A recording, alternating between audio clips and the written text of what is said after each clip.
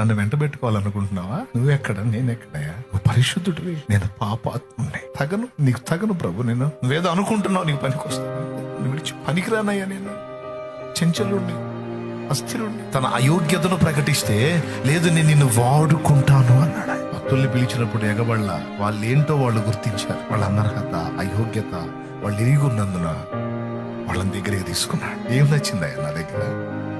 ఏం నచ్చిందయ్యా?